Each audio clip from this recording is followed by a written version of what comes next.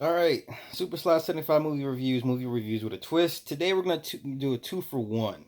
Basically, I'm going to do two reviews in this one video. The first one we're going to talk about is Extinction. So basically, I've been scouring Netflix, and Extinction was recommended. So it stars Michael Pena from Ant-Man and End of Watch. So, Extinction, it's an original Netflix movie. Basically, we're gonna go with the themes of Rise of the Machines. We're talking AI, Skynet, Machine Revolt, iRobot, all that good stuff. So all these movies that love to predict the uprise of the machines and the eventual downfall of mankind at the behest of their creation, which is the AI. We're gonna keep this thing going. So, Extinction follows Michael Pena and his wife and two children. In the first act, he has these visions of war and different memories of whatever and whatnot. He can't understand why he's having these visions. So subsequently, there's this invasion from the invaders, and it's a full out assault. It's just war. It's just brutal. It's just everyone's getting killed. Everyone, and I'm using everyone in quotes. Okay, so then halfway through the second act, Michael Pena ends up capturing one of the invaders. Come to find out, he pulls off the mask, and the invader is human. Okay, this camera, I swear. Okay, so then his wife is subsequently injured. They meet up with his former boss, Mike Holter, aka Luke Cage, is also in this one. He's like the resistance leader, like a John Connor, sort of speak. Okay, so then the wife is injured. They're about to flee to an underground city because the invaders have found their secret location and about to wage a full frontal attack and just pretty much wipe out everybody at this point. But it's then during the wife's injury that the invader says, I can help her, I can save her. So Michael Pena's going back and forth. He decides to send his girls with Mike Holter's character, the resistance leader, and has the invader help him to uh, save his wife. It's then upon the operation that Michael Pena is told that he is not human. He sees his wife has a processor and a power core, and she's basically machinery underneath the skin. He's like, "What is that? What is that?" And the invader tells him, "Well, you don't know what you are." So basically, what we have is a human versus synthetic war. Now, in the midst of this conversation between the invader and Michael Pena, the synthetics were created, of course, like to serve mankind.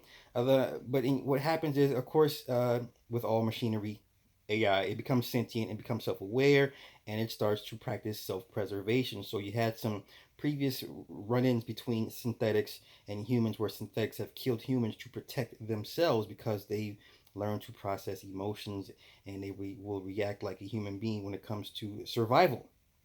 So then the humans decide they need to round up all synthetics and get rid of them and exterminate them. And that's what leads to the first part, which you see the invasion. So basically, you have the humans waging war against the synthetics. These synthetics pretty much go underground and flee. So then, to save his wife, Michael Pena has to give up some of his power processor to divert power to his wife. Of course, the invader, helps him out. Subsequently, he saves his wife. They all go meet up with Mike Coulter's character, the resistance leader, at the underground train.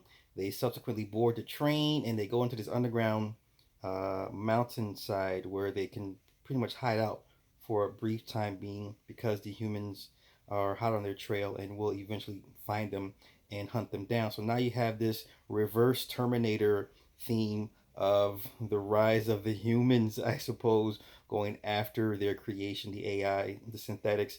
And the synthetics were shows in previous scenes that they were all implanted with some type of memories. They don't realize some of them realize who they are, some of them don't. The majority of the do that become sentient and self-aware will act accordingly to defend themselves. Okay, so that's Extinction. Extinction. Second movie I just watched is another Netflix original. It's called Singularity. Once again, keeping with the AI theme. So with this one, it's pretty interesting. We got a system called Kronos. This stars John Cusack. Kronos, if you remember Greek lore, Kronos is the one that ate all of his children and was trying to eat Zeus, but Zeus's mom gave him a rock and thought it was Zeus and went to hide Zeus, and so he can grow up to eventually take out Kronos. Kronos referring to time. Okay, so the AI's name is Kronos. John Cusack created Kronos. I assume it's implied that John Cusack basically is a Kronos in a human synthetic form.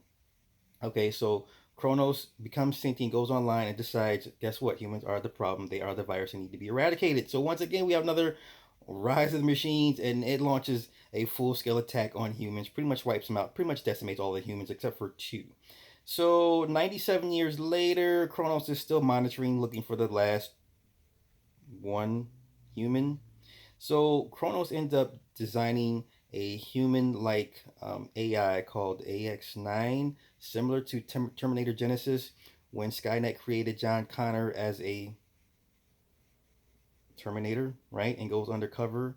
Same premise here, kind of, sort of. So Kronos is using the, the the robot boy to find the last human girl, get the human girl to trust the robot boy, and then the robot boy will lead Kronos and the attack squad to find Aurora, which is the last human stronghold hideout.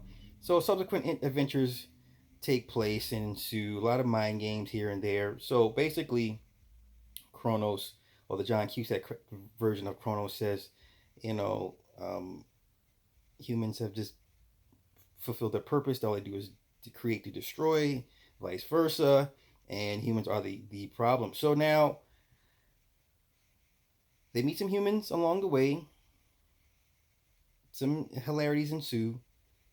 Boy gets captured. Girl rescues boy. Boy rescues girl.